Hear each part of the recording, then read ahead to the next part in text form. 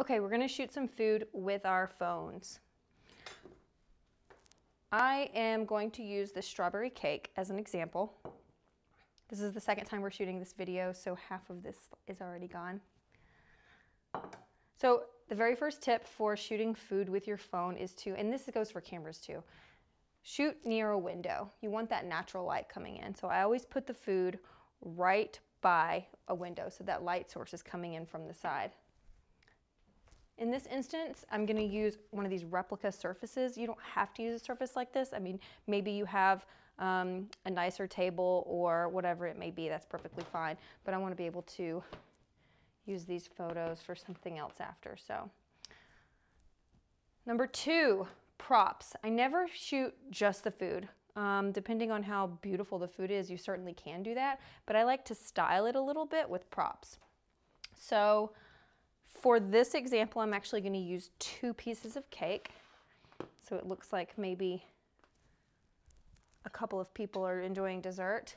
And then I will bring in probably some ingredients that are used in that dish. So since this is strawberry cake, I'm going to add some fresh strawberries. You don't have to be too precise with it. I've already cleaned these and actually went through and picked out the prettiest ones of the batch. But I'll add a few. I like to work in odd numbers, so I'll add like 3. And then I'll just kind of throw some around. This one's too big. And once I start framing it up, maybe I'll move them, but that looks good for now. Silverware, flatware, I always like to add this if it's a plated dish. So there's that. It just adds interest to the photo. And then drinks.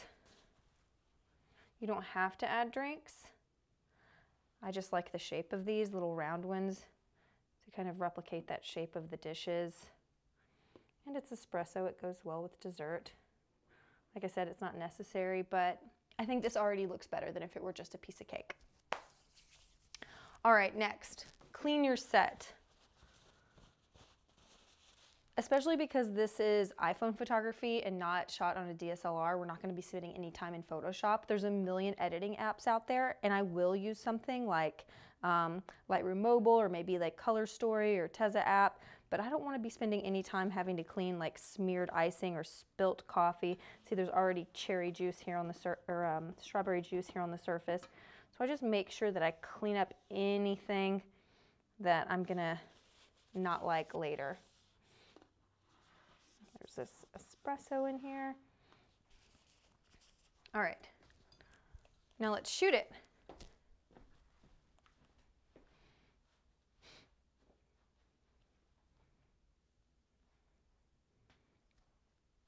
All right, so there's 3 different angles that you can shoot this, or that I would shoot this.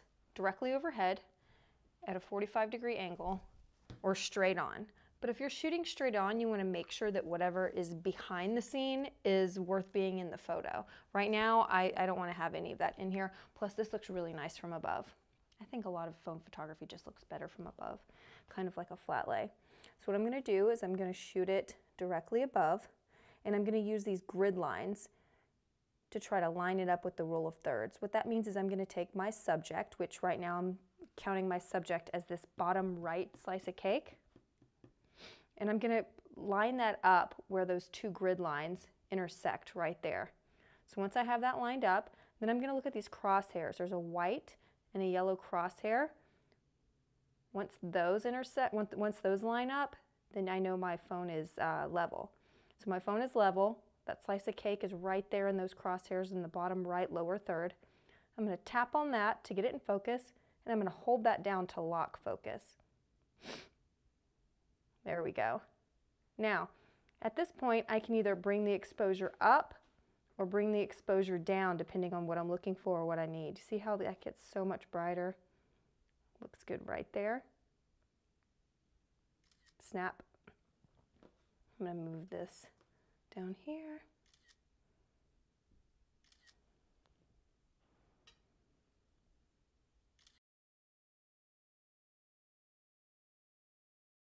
And that's it.